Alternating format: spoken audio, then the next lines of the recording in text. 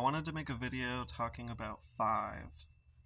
And I wanted to talk about particularly 5 out of 9, since a lot of the times when we're looking at numbers numerologically, or what I see people commonly do is adding up the digits in a number to find the final digit sum, to look at a number in terms of sort of root that's more tangible, that has one of 9 digits, right? So this becomes out of 9, and the cool thing about digit sums with the decimal system is it actually shows the remainder of that number that we started with out of when divided by 9.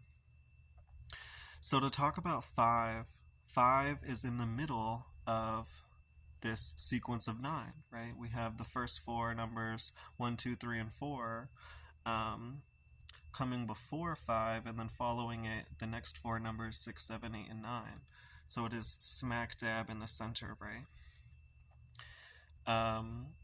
And so one of the things about this position and the ways that it does signify change is that we're moving from the beginning of something, or sort of the fulfillment of something and the creation and enacting of something in particular, to the letting go or the releasing and the end of something, right? But this is a turn of direction, right? We're not fully at the end, nor are we at the beginning. So although there is this change of direction, we are still in the midst of whatever this particular 5 is representing. So just like how a full moon will illuminate and sort of, it may bring things about and sort of act as this culmination for things that have been brewing, it's not necessarily coming out of left field, so to speak. This is something that has been starting not only in a closer scope from the new moon, right, that just happened, say, 2 weeks ago, but also on a broader scope from the last new moon that happened in that sign 6 months ago, right? So there's this sort of slow process that comes to culminate this thing, and that's not to say we're necessarily going to see it or not. It's kind of our own individual relationship with it, but it is presupposing that we're in the middle of this cycle, or this, just like how, yeah, the full moon's in the middle of its lunar cycle, and we're neither beginning or ending something, right? We're still in the middle of it, although there's this change once we hit the full moon of moving from waxing to waning. So again, one way that it does symbolize change is we're turning direction.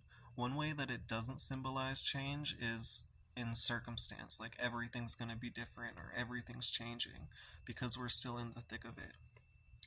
I could bring up 1 and 9, where we hit the end of the sequence of 9 and we begin again.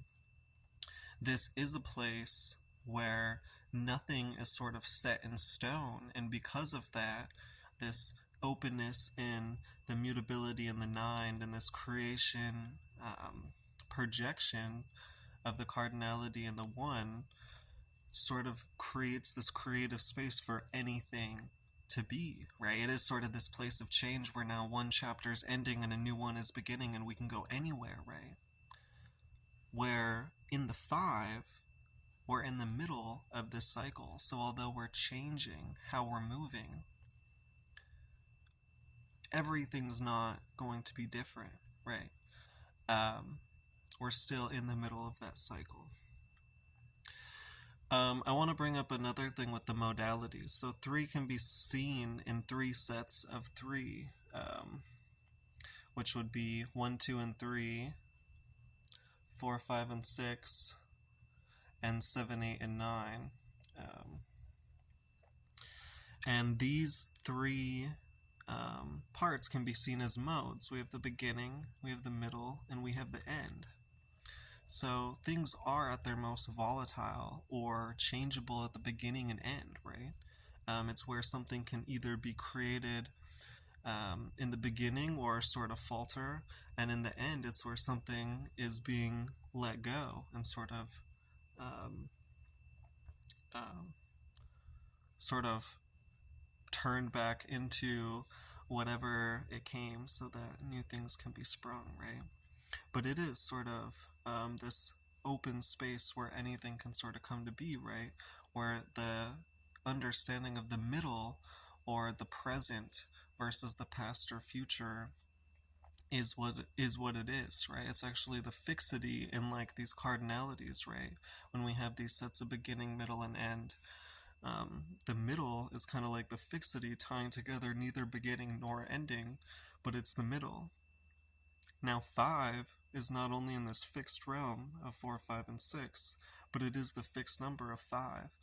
So, 5 represents all that is stable and all that is fixed, right? And that's how it goes against this notion that it only represents change. Going deeper into that concept, though, of all that is stable and all that is fixed, and what is the ultimate constant, it is change.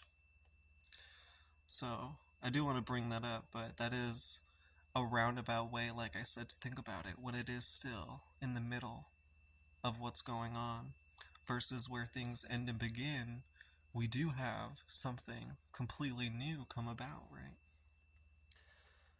So just some interesting thoughts about how 5 may symbolize change, but also in a lot of ways it symbolizes just revealing what's there and the fixity and this consistency too, right?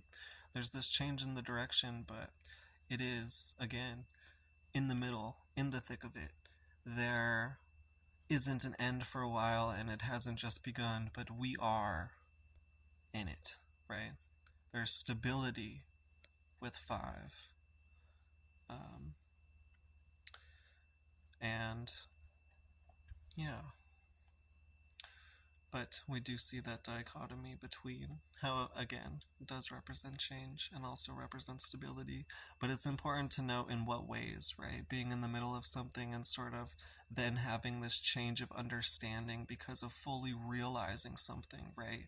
This more change of direction or force rather than everything changing, right? Versus in this sort of 9 and 1 area, like I was talking about, where literally everything's changing, right? And we can get real direct on our motives and our creativity and merge that with this open potential to create something completely new, right? Which could be a change in like a whole different chapter of life, right? Versus the 5, we're still in the same chapter, but we are gaining that deeper understanding where we're in the fulfillment phase of that chapter to where we gain a change of perspective or movement. Um, but yeah. Anyway, hope that helps. A. Define numerology. Beach.